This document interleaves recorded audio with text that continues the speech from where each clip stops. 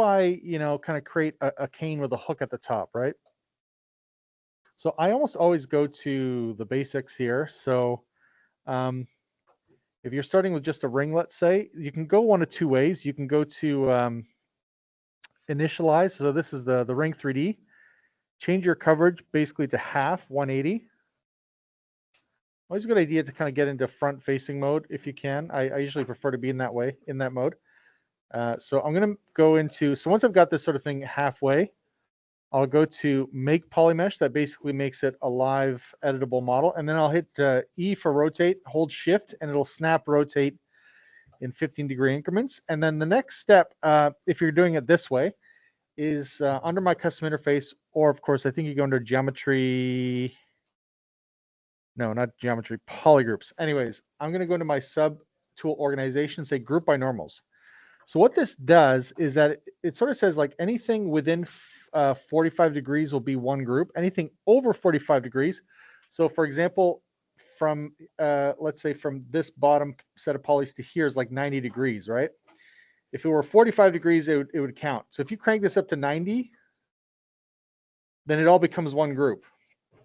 Right? If I dial it down to like 89, these bottom will still split into groups, but then we might have maybe a bit lower than that. So right now, the rest of these are very, very small changes from one polygon to the next. So it keeps the groupings, but by default, it's 30. And I usually go in 15-degree increments. So if I ever modify this, so it'll go 30, 45, 60, but you can always dial it in just with the slider. Now, the reason I do this is that quite simply, if I go into Zmodeller, and I decide, okay, I want to extrude this out. I'm in Zmodeller, hover over a polygon, hold your spacebar. I usually set this to extrude, polygroup all. Whoop, there you go. And then you can do that again and again and again. So if I just keep clicking that polygroup. By the way, you can do this as well with this Zmodeller tool. It can be a little touchy because if you click on an edge, it does an edge action. So if you hover over an edge, you can say, set this to, there is a section here where we set it to do nothing. Same thing over vertices. So hover over vertice and say, do nothing. So I can just kind of quickly keep going. So that's one way to just get that cane. Method number two I'll show you is that I'll create something like this, and I'll actually delete, or maybe just, keep this polygroup open here. I'll go to delete hidden. When you create a mesh, by the way, if you want to create an insert mesh, let's say I want the bottom, these openings to be the point of contact on the surface. So then you need to look at it from the opposite view, from a sort of top-down view. So I'll go to B for brush, create insert mesh new. Then I'll go over to, let's say I go to my cylinder. I'll just create a new one. So I'll click on this, go to cylinder, and I'll just scale this way up. Oops, make polymesh, just to make sure it's, there we go, editable. Okay, so then again, I'll do the same thing, group by normals. I use this a ton. So group by normals, and if I click on this polygroup, that's going to activate that specific group. So if I drag this out, it's about the same dimensions, right? Roughly. If I move this up and control click and drag once, because when you do an insert, it masks the base that we drew on. So you got to clear the mask, then control click and drag again, and it actually fuses this together. So when you have mesh with an opening like that as an insert, if you drag it onto a specific polygroup, it'll merge to that group. Really, really useful tool, right? I can kind of smooth that out. I can remesh it, right? If I'm in symmetry here. And always a good idea to be front facing. So I'm going to just turn off symmetry there. Rotate to a front view. There we go. And if my pivot's off center, I have a little button called set pivot. So it'll allow me to center the pivot. So you can start sort of sculpting proportionally here. Okay, so that's a, like I said, useful sort of tool.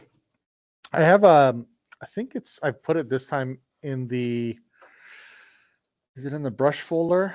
I can't remember. Brushes. I'll have to think about that. Maybe under tool. It might be under tool. So I got my own custom hand mesh, and I use this for a very specific reason. So let's say I turn this into B for brush, create insert mesh new. right? So probably do the same thing here. So when I remesh bodies, the body's easily done, but the feet, or sorry, the hands are often very difficult and awkward to manage. And I'll make sure symmetry is off. So again, if I click and drag on here, so imagine that being an arm that's been remeshed. The fingers often disappear with Z remesh, but if you click and drag, bam, you get a fusion. And it also does the polygon matchup nicely. So a lot of times you have less edges in the forearm than in the hand because the hand's complex. It's got lots of little digits. So it's a really great way to attach a hand to a body. I have it as an individual object or Z tool and as a ZBrush insert mesh. Super, it just makes things a billion times faster, right? Than like bridging. And then, Maya, if you have 4 edges bridging to 5 and you select both those open edges, it doesn't bridge them unless they're exactly the same. Also super annoying. So this sort of fusion, it's called fusion insert. It's like a mesh fusion insert. So you're doing an insert, but then it knows, hey, that polygroup you're dragging it out onto, you're going to merge to that. So if I had done this on this polygroup, so that's where that dot comes in handy, right? So I dragged it out here. It'll be a god awful mess, but yeah, you see how it sort of fuses to that. So again, kind of fun if you're kind of like doing weird concept stuff and you decide like, oh, you know what, I'm going to do this where I take, let's say this, polygroup it. Oops, is there a portion that's hidden? Polygroup. Then I'll go to B for brush and grab my hand insert. Oops. Make sure I'm on that brush. Very strange, but yeah,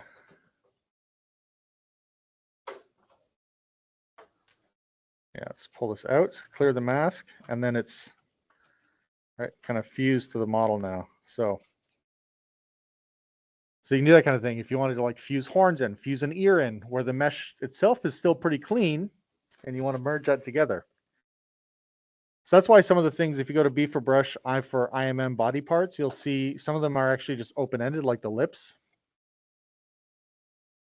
Let's see, is this thing a polymesh? No, I'll make polymesh, symmetry.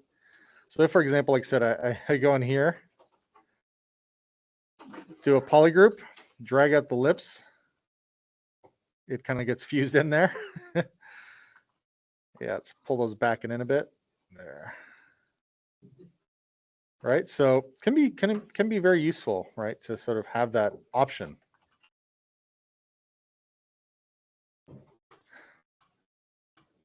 Like I'm making an ultra realistic version of Master Shake here from Aqua Teen Hunger Force. Yeah. Okay, so does anybody have any questions that or things that they're stuck on? Yeah.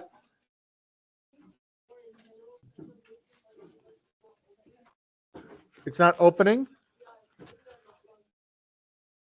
Oh, I had to double click and relaunch it. Mine crashed a couple times, so I had to try to relaunch it once or twice. So I would try that again.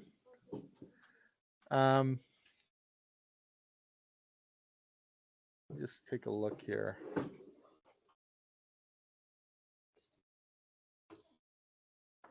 Yeah, I was definitely having some strange issues with ZBrush for sure.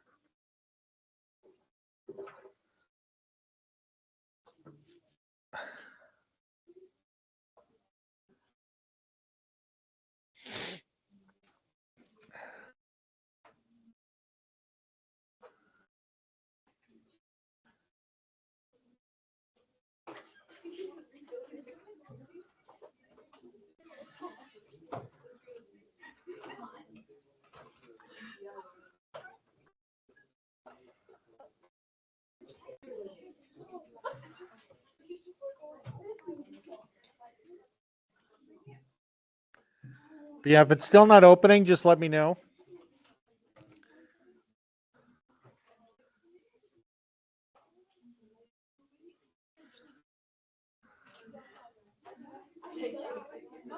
Oh, by the way, I want to mention one other thing. If you have an issue with this is a very common sort of starting issue. If you're sculpting and you notice the sculpture, let's say up the resolution a bit too, increase the intensity. If you start sculpting and this sort of thing happens, where it's sort of like grabbing through from behind to front, I put this option in called backface mask. The reason I put some of these options in here is that you have to go digging under brush, and I think it's under auto masking. And if you don't know where this stuff is, it's a nightmare to go and find or research. So now with that on, I kind of wish this was on by default. Yeah, if you kind of click and sculpt on a really, really thin mesh like this, it will prevent it from kind of digging through. Or if you had mesh that had a thickness but was still ultimately thin, again, like a staff here. All right, so if I divide this up, and if I turn, so keep in mind, if you switch to, let's say, clay buildup, that will not be turned on. All right, so as I drag through, let's see. Yeah, you see it start to kind of pull through the other side. Let me just increase my intensity as well there. All right, so you see it kind of warp and pull from behind. So if you activate backface mask, that will prevent that from happening. Now, it doesn't necessarily prevent the mesh from kind of hitting a certain limitation, but it does prevent it from hitting hitting mesh from behind by accident or through a thin area. Okay.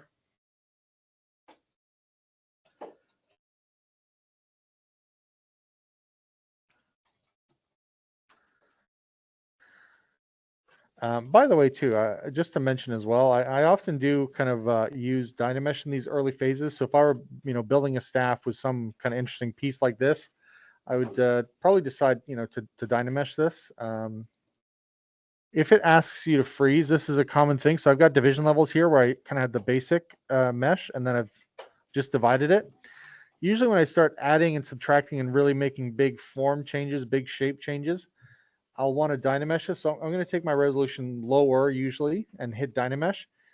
It'll often ask you, this mesh has multiple subdivisions. Would you like to freeze subdivisions? I will say no, pretty much always. So it'll take it at its current sort of smoothness. So it won't look blocky, right? And then I can still sort of sculpt this thing and keep going. Dynamesh again, right? Gives me a nice solid mesh. I'll show you what happens if I kind of went down to my low division, right, and Dynameshed it. I'll say no again. So I'm stuck with something like very, very dense, but also still looking really blocky, and it's also really, really hard to smooth that out. So a lot of times, yeah, I'll kind of keep my objects at a low resolution to start with Dynamesh. And sorry, let's, if I like this sort of shape that's going on, is kind of totally accidental, but maybe there's something interesting there, I'll take this and lower this to a lower resolution and try to Dynamesh. And again, I say no to freezing. So again, I still have a decent amount of sort of detail that I can pursue, and I can still sort of sculpt, okay?